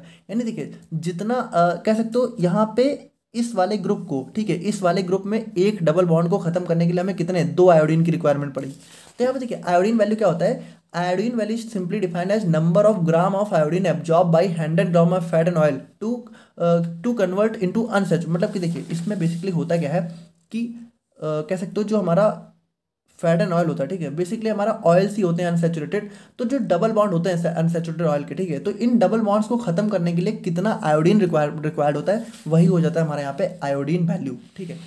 और अगर हम लोग सिग्निफिकेंस की बात करें तो ये हमारा मेजर करता है डिग्री ऑफ अनसैचुरेशन, क्योंकि देखिए जितना ज़्यादा डबल बॉन्ड होंगे उतना ज़्यादा आयोडीन रिक्वायर्ड होगा, तो ज़्यादा आयोडीन रिक्वायर्ड है, इसका मतलब डिग्री ऑफ अनसैचुरेशन हमारा काफ़ी ज़्यादा है। और उसके बाद देखिए greater iodine value more will be unsaturation and higher the susceptibility of to oxidative rancidity, ठीक है। तो देखिए अगर ज़्यादा आयोडीन वैल्यू हमारे रिक्वायर्ड है तो इसका मतलब अनसैचुरेशन बहुत ज़्यादा है, ठीक है, और इसकी वजह से ऑक्सीडेटिव रेंसिडिटी भी हो सकती है। तो रेंसिडिफिकेशन वगैरह भी हम लोगों ने पढ़ा हुआ है, तो आप लोग देख सकते हो एसिड वैल्यू में, ठीक है, मतलब हमारा फैट एंड ऑयल के अंदर ही आप लोग को मिल जाएगा। और लो आयोडीन वैल्यू देखिए भाई हमें चाहिए होता है कि हमारा डबल बॉन्ड कम से कम हो, तो जितना कम डबल बॉन्ड होगा उतना कम आयोडीन रिक्वायर्ड होगा। और फिर हमारा एक लास्ट आ जाता है आर एम वैल्यू। अब आर एम वैल्यू देखिए क्या होता है कि देखिए हम लोगों ने टर्म देखा कि हमारा फैट एंड ऑयल में कुछ फ्री फैटी एसिड प्रेजेंट होते हैं। अब एक और टर्म आ जाता है volatile fatty acid, volatile free fatty acid कह सकते हो, ठीक है।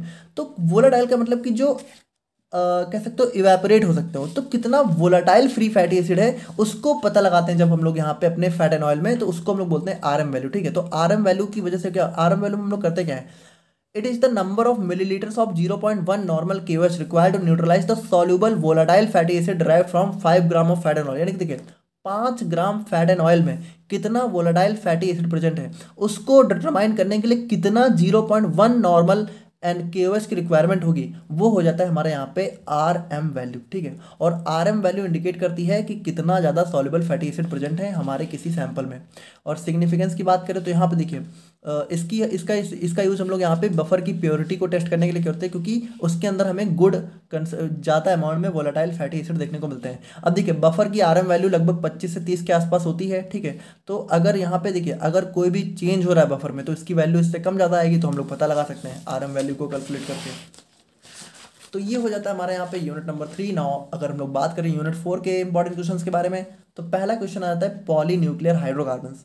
तो पॉली न्यूक्लियर हाइड्रोकार्बन्स देखिए सिंपली क्या होते हैं कि देखिए इसके अंदर हमें यहाँ पे मल्टीपल एरोमेटिक रिंग्स देखने को मिलती हैं बस। यानी कि इसमें देखिए होता क्या है, पॉली न्यूक्लियर हाइड्रोकार्बन में हमें देखिए कम से कम 2 बेंजीन रिंग तो हमें देखने को मिलेगी ही, और 2 से ज़्यादा भी देखने को मिल सकती है, तो वही होते हैं पॉली न्यूक्लियर हाइड्रोकार्बन, यानी इनके अंदर मल्टीपल एरोमेटिक रिंग्स देखने को मिलती है।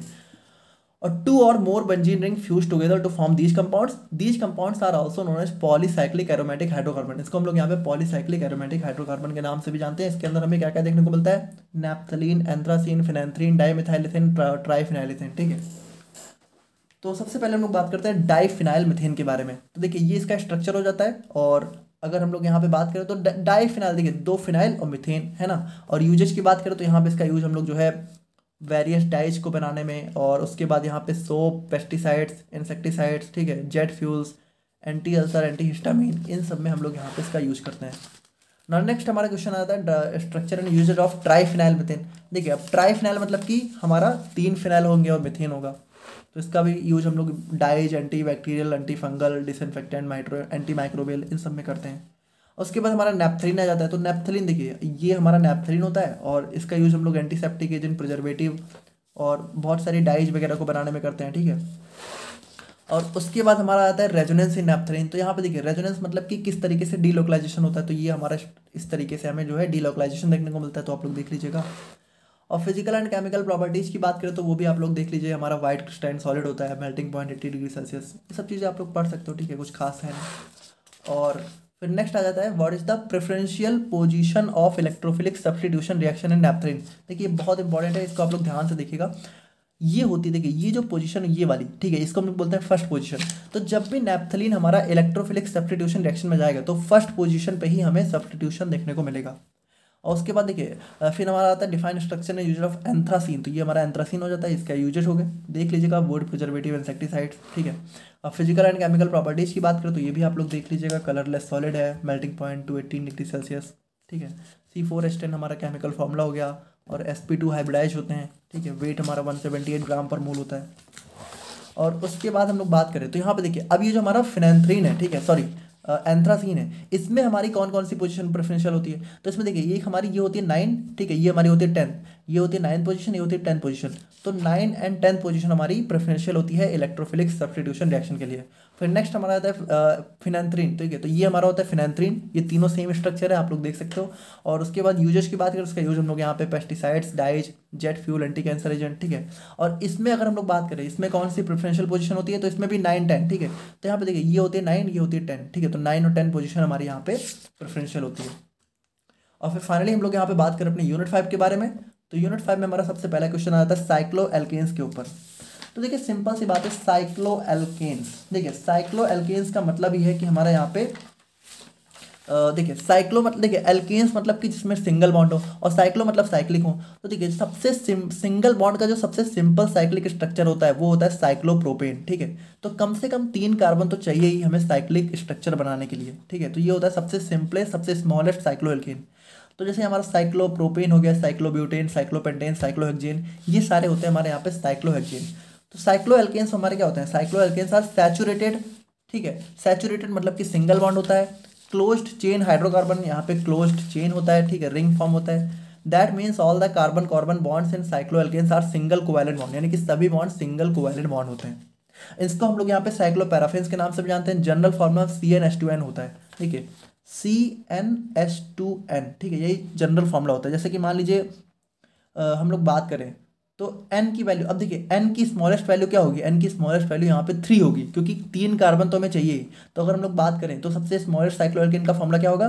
C3H2 × 3, यानी कि C3H6, ये हमारा साइक्लोप्रोपेन का फॉर्मूला होता है, ठीक है। और फर्स्ट मेंबर हमारा क्या होता है? साइक्लोप्रोपेन होता है। उसके बाद देखिए, अब ये बहुत इंपॉर्टेंट कॉन्सेप्ट आ जाता है कि देखिए, ये जो साइक्लोप्रोपेन होते हैं, साइक्लो एल्केन्स होते हैं ना, तो इनका जब हम लोग यहाँ पे हाइब्रिडाइजेशन कैलकुलेट करते हैं तो इसका हाइब्रिडाइजेशन आता है sp3। और यहाँ पे देखिए, हाइब्रिडाइजेशन हमें क्या बताता है? हाइब्रिडाइजेशन हमें बताता है ज्योमेट्री, ठीक है, कि कोई जो कंपाउंड है उसकी ज्योमेट्री क्या है। तो जो sp3 होते हैं ना, sp3 की ज्योमेट्री होती है टेट्राहेड्रल। और जो टेट्राहेड्रल होते हैं, टेट्राहेड्रल हमारा एक स्ट्रक्चर होता है जो कि इस टाइप से होता है, ठीक है, थोड़ा सा। तो अब इनके बीच में जब हम लोग बॉन्ड एंगल देखते हैं ना, तो टेट्राहेड्रल में बॉन्ड एंगल हमारा कितना आना चाहिए? 109 डिग्री 28 मिनट। यानी कि देखिए, यहाँ पे जब हम लोग हाइब्रिडाइजेशन से कैलकुलेट करते हैं तो हमें ये पता चलता है कि जितने भी टाइप के साइक्लोएल्केन हैं उनका बॉन्ड एंगल कितना होना चाहिए? उनका बॉन्ड एंगल होना चाहिए 109 डिग्री 28 मिनट। लेकिन क्या इतना एंगल होता है? तो यहाँ पे देखिए, अगर आप लोग साइक्लोप्रोपेन की बात करो तो इसका एंगल कितना होता है? सबका एंगल 60 डिग्री होता है। अगर आप लोग साइक्लोब्यूटेन की बात करो, इसका एंगल कितना होता है? 90 डिग्री होता है। तो यहाँ पे हम लोग क्या देख रहे हैं? हम लोग ये देख रहे हैं कि होना तो चाहिए 109 डिग्री 28 मिनट, लेकिन यहाँ पे एंगल या तो कुछ कम आ रहा है तो कुछ ज़्यादा आ रहा है। यानी कि बेसिकली यहाँ पे एंगल के चेंज आ रहे हैं हमें, ठीक है, जितना एंगल होना चाहिए उतना एंगल हो नहीं रहा है। तो यहाँ पे देखिए, इसी चीज़ की वजह से क्या होता है कि थोड़ा ध्यान समझिएगा कि ये जो साइक्लोप्रोपेन है, मान लीजिए इसका एग्जाम्पल लें, तो ये कितना है? इसका एंगल आ रहा है 60 डिग्री, लेकिन ये होना कितना चाहिए? होना चाहिए था इसका एंगल 109 डिग्री, यानी कि लगभग जो है, देखिए लगभग जो है कुछ इस टाइप से इसका एंगल होना चाहिए था। देखिए, ये होता है, ये लगभग बनेगा 109 डिग्री का एंगल। तो यहाँ पे देखिए, इसका एंगल होना इतना चाहिए था, लेकिन ये है कितना है? ये 60 डिग्री। यानी कि देखिए, यानी कि देखिए, एक्चुअल में क्या है ना, ये एंगल चाह रहा है इतना होना, समझिएगा कि ये चाह रहा है कि ये मैं जो है फैल के यहाँ पे पहुँच जाऊँ, ठीक है, लेकिन चूंकि ये जा नहीं पा रहा तो इसके ऊपर एक स्ट्रेन पड़ रहा है। स्ट्रेन मतलब एक दबाव पड़ रहा है, ठीक है। तो इसी को हम लोग बोलते हैं एंगल स्ट्रेन। यानी कि देखिए, ये जो हमारा साइक्लोप्रोपेन का जो एंगल है, ये चाह रहा है, जैसे इसको आप लोग इतना समझिए कि मान लीजिए ऐसे है, तो ये चाह रहा है कि मैं ऐसे हो जाऊं, ठीक है, लेकिन ये चूंकि हो नहीं पा रही, ये हमारा ऐसे है, इसकी वजह से क्या आ रही है? ये चाह रहा है, ठीक है, मतलब ये ऐसे होना चाह रहा है, लेकिन इसके ऊपर एक दबाव पड़ रहा है। तो इसी चीज़ को हम लोग बोलते हैं एंगल स्ट्रेन, ठीक है। तो देखिए, the deviation in ideal bond angle from the real bond angle is called an angle strain. यानी कि देखिए, जो आइडियल बॉन्ड एंगल है वो कितना होना चाहिए? 109 डिग्री, और रियल बॉन्ड एंगल कितना है? 60 डिग्री। तो इन दोनों के बीच में जो डिफरेंस होता है उसी की वजह से हमें एंगल स्ट्रेन देखने को मिलता है। और ये डिफरेंस जितना ज़्यादा होगा उतना ज़्यादा एंगल स्ट्रेन देखने को मिलेगा, ठीक है। और higher the angle strain lesser will be the stability. और देखिए, जितना ज़्यादा एंगल स्ट्रेन होगा उतना कम स्टेबल होगा हमारा कंपाउंड। यानी कि देखिए, साइक्लोप्रोपेन हमारा क्या होता है? काफ़ी अनस्टेबल होता है, क्योंकि इसके ऊपर सबसे ज़्यादा एंगल स्ट्रेन देखने को मिलता है। और इसको कैलकुलेट करने का फॉर्मूला भी होता है 1/2 × 109 degree 28 minute minus bond angle. यानी कि जितना बॉन्ड एंगल है उसको 109 डिग्री 28 मिनट से माइनस करके उसको 2 से डिवाइड कर देंगे तो हमारा एंगल स्ट्रेन आ जाएगा। यानी अगर साइक्लोप्रोपेन की बात करें तो इसका एंगल स्ट्रेन आ जाता है 24 डिग्री 44 मिनट, ठीक है। तो ये हो जाता है इसका एंगल स्ट्रेन। ना अगर हम लोग यहाँ पे बात करें why cyclopentane is less reactive towards ring opening reactions compare to cyclobutane. अब यहाँ पे एक चीज़ आप लोग समझिएगा कि जैसे ये जो एंगल स्ट्रेन है ये जितना ज़्यादा होगा, ठीक है, उतना ज़्यादा क्या होगा, कंपाउंड चाहेगा कि वो ओपन हो जाए। भाई देखिए ये एंगल क्या है, ये एंगल ओपन होना चाह रहा है ना, तो जितना ज़्यादा एंगल स्ट्रेन होगा उतनी जल्दी ये ओपन होना चाहेगा। तो अगर मान लीजिए कोई ऐसी रिएक्शन इसको मिल जाए जिसकी वजह से रिंग ओपनिंग रिएक्शन हो, यानी कि ये ओपन चेन यानी कि स्ट्रेट चेन में कन्वर्ट हो जाए, तो क्या होगा, वो चाहेगा कि मुझ पर ऐसी रिएक्शन हो जिसकी वजह से मैं ओपन हो जाऊँ। तो यहाँ पे देखिए, यहाँ पे क्या लिखा हुआ है कि why cyclopentane is less reactive compare to cyclobutane. तो यहाँ पे देखिए ये हो गया साइक्लोपेंटेन, ये हो गया साइक्लोब्यूटेन। तो यहाँ पे ये पूछा जा रहा है कि साइक्लोब्यूटेन, ठीक है, ये रिंग ओपनिंग रिएक्शन की तरफ लेस रिएक्टिव क्यों होता है। यानी कि देखिए जो साइक्लोब्यूटेन है ना, ये रिंग ओपनिंग रिएक्शन की तरफ ज़्यादा जाना चाहता है, और वहीं साइक्लोपेंटेन की बात करें तो ये जल्दी से इजीली रिंग ओपनिंग रिएक्शन नहीं देना चाहता है। तो ऐसा क्यों होता है, ऐसा इसलिए होता है क्योंकि देखिए इसका जो एंगल स्ट्रेन है ये इससे ज़्यादा होता है, जितना ज़्यादा एंगल स्ट्रेन होगा उतना जल्दी रिंग ओपनिंग रिएक्शन होगी। Cyclopentane is less reactive towards ring opening reactions compare to cyclobutane because it has less angle strain. और इसका देखिए क्योंकि जो साइक्लोपेंटेन का जो एंगल स्ट्रेन है वो कितना होता है 0.0 डिग्री 44 मिनट, जबकि जो साइक्लोब्यूटेन है उसका कितना होता है 9 डिग्री 44 मिनट। तो देखिए इसका कितना कम है, इसकी वजह से क्या होता है, ये जल्दी से रिंग ओपनिंग रिएक्शन में नहीं जाना चाहता है, जिस पोजिशन में उसी में स्टेबल रहना चाहता है। अब नेक्स्ट क्वेश्चन हमारा आता है why what is the synonym for Sachse Mohr theory. तो एक हमारी थ्योरी होती है सेसे-मोहर थ्योरी, ठीक है, तो उसका साइनोनिम आप लोगों से पूछा गया है। तो उसका साइनोनिम हमारा होता है यहाँ पे थ्योरी ऑफ स्ट्रेनलेस रिंग, ठीक है, तो ये हमारा साइनोनिम होता है। और यहाँ पे देखिए नेक्स्ट हमारा आता है बनाना बॉन्ड। अब इसको आप लोग ध्यान समझिएगा। देखिए आप लोग को पता होना चाहिए कि जो सिंगल बॉन्ड होता है इसको हम लोग बोलते हैं सिग्मा बॉन्ड, और जो डबल बॉन्ड होता है, ठीक है, दूसरा वाला इसको हम लोग बोलते हैं पाई बॉन्ड, ठीक है। तो अभी बनाना बॉन्ड क्या होता है, देखिए जो सिग्मा बॉन्ड अच्छा देखिए एक चीज़ और समझिए कि इनकी जो सिग्मा बॉन्ड होता है ना, तो सिग्मा बॉन्ड को हम लोग यहाँ पे कुछ इस तरीके से, जैसे देखिए एक चीज़ आप लोग समझिए, बॉन्ड हमेशा बॉन्ड जो होता है बॉन्ड, ठीक है, ये बनता है ओवरलैपिंग ऑफ ऑर्बिटल से, ओवरलैपिंग, ठीक है, ओवरलैपिंग ऑफ ऑर्बिटल से बॉन्ड बनता है। अब जो सिग्मा बॉन्ड होता है ना, देखिए ओवरलैपिंग मतलब एक दूसरे में मिलना, ऑर्बिटल क्या होता है, ऑर्बिटल मतलब देखिए कुछ इस टाइप से ऑर्बिटल्स हमें देखने को मिलती हैं। तो देखिए ये दोनों ऑर्बिटल क्या है, एक दूसरे में मिल रही है ना, तो ये ओवरलैप कर रही हैं। देखिए ये पॉइंट क्या है, ये पॉइंट ऑफ ओवरलैपिंग है। तो ये जो ओवरलैपिंग होती है ना, इन्हीं से बॉन्ड बनता है। अब जो सिग्मा बॉन्ड होता है, ठीक है, तो इसमें देखिए इसमें ओवरलैपिंग हमें कुछ इस तरीके से देखने को मिलती है। अब मान लीजिए अगर मान लीजिए ये हमारा साइक्लोप्रोपेन है, ठीक है, तो ये बॉन्ड ऐसा बना होगा, ओवरलैपिंग जो है कुछ इस तरीके से हमें देखने को मिलती है, ठीक है, ये ऐसी कुछ ओवरलैपिंग देखने को मिलती है। तो अब बनाना बॉन्ड क्या होता है, अब देखिए हमें पता है कि जो साइक्लोप्रोपेन है उसका बॉन्ड एंगल कितना होता है 60 डिग्री, लेकिन ये होना कितना जाता है 109 डिग्री। तो यहाँ पे देखिए बनाना बॉन्डिंग में क्या बताया गया कि एक्चुअल में ये जो है नॉर्मल बॉन्ड ना बना के हमारा बनाना बॉन्ड बनाता है। बनाना बॉन्ड का मतलब क्या होता है कि देखिए यहाँ पे ओवरलैपिंग क्या होता है, ओवरलैपिंग जैसे मान लीजिए ये हमारा साइक्लोप्रोपेन है, तो ओवरलैपिंग होनी तो इस तरीके से चाहिए थी, लेकिन ये ओवरलैपिंग इस तरीके से ना होकर बल्कि थोड़ा सा इस तरीके से होती है, यानी कि थोड़ा बाहर से होती है ना, ये देखिए कुछ इस तरीके से हमारी ओवरलैपिंग होती है। और जब इनको हम लोग यहाँ पे इस तरीके से मान लीजिए एक्चुअल स्ट्रक्चर बनाए, तो ये हमारा जो है कुछ इस टाइप से हमें साइक्लोप्रोपेन देखने को मिलता है। अब यहाँ पे क्या होता है, जैसे इसको अगर हम लोग बनाना चाहे ना, तो ये देखिए ये जो ओवरलैपिंग है ये थोड़ा सा बनाना चाहे तो ये थोड़ा सा, तो देखिए होता क्या है कि ये बॉन्ड हमारा जो है थोड़ा सा बनाना टाइप का लगने लगता है, इसी वजह से इसको हम लोग यहाँ पे बनाना बॉन्ड बोलते हैं, ठीक है, बनाना बॉन्ड है ना। तो यहाँ पे वही चीज़ है banana bond. Banana bonding refers to bent chem, देखिए इसको हम लोग यहाँ पे बेंट, यानी कि देखिए बेंट मतलब थोड़ा सा टेढ़ा बेंट हो गया है ना, मुड़ गया है। Bent chemical bond in small strainless ring like cyclopropane, और देखिए ये हमारा साइक्लोप्रोपेन के लिए ही दिया गया है। इंस्टीड ऑफ स्ट्रेट बॉन्ड, यानी कि स्ट्रेट बॉन्ड की बजाय क्या होता है द बॉन्ड कर्व लाइक बनाना, यानी कि यहाँ पे हमारा बॉन्ड कर्व हो जाता है बनाना की तरह to fit the small ring structure, ताकि वो स्मॉल रिंग स्ट्रक्चर में फिट हो सके। Reducing strain but making the molecules less stable and more reactive. तो देखिए इस बॉन्ड की वजह से क्या होता है, स्ट्रेन तो लेस हो जाता है, लेकिन इसकी वजह से हमारा मॉलिक्यूल जो है काफ़ी रिएक्टिव हो जाता है। अब एक हमारी थ्योरी होती है कोल्सन एंड मोफेट्स मॉडिफिकेशन थ्योरी, तो इसका इसी को हम लोग यहाँ पे बनाना बॉन्ड या फिर बेंट बॉन्ड थ्योरी बोलते हैं, ठीक है। तो बनाना बॉन्ड थ्योरी को हम लोग यहाँ पे कोल्सन एंड मोफेट्स मॉडिफिकेशन थ्योरी या फिर जो है बेंट बॉन्ड थ्योरी के नाम से भी जानते हैं, तो वो चीज़ आप लोग ध्यान रखिएगा। और उसके बाद यहाँ पे लास्ट क्वेश्चन आता है give the stability order of cycloalkenes, ठीक है। तो जैसा कि हम लोगों ने देखा कि हमारा साइक्लोप्रोपेन था, साइक्लोब्यूटेन था, साइक्लोपेंटेन था, साइक्लोहेक्सेन था, तो इन सब में स्टेबिलिटी मतलब कि कौन सबसे ज़्यादा स्टेबल होता है, तो सिंपल सी बात है सबसे स्टेबल होता है साइक्लोहेक्सेन, फिर होता है साइक्लोपेंटेन, फिर होता है साइक्लोब्यूटेन, फिर होता है साइक्लोप्रोपेन, ठीक है। तो ये हमारा होता है स्टेबिलिटी ऑर्डर। बाकी ये थे हमारे यहाँ पे 2 मार्क्स के important question and their solution. I hope कि आप लोगों से कुछ ना कुछ हेल्प जरूर मिलेगी। बाकी आप लोग को कोई प्रॉब्लम हुई तो आप लोग कमेंट करके बताइएगा। नोट्स आप लोग को imperfectpharmacy.in पर मिल जाएगी, तो वहाँ से आप लोग डाउनलोड कर लीजिएगा। बाकी मिलते हैं हम लोग यहाँ पे नेक्स्ट वीडियो में, तब तक के लिए थैंक यू सो मच।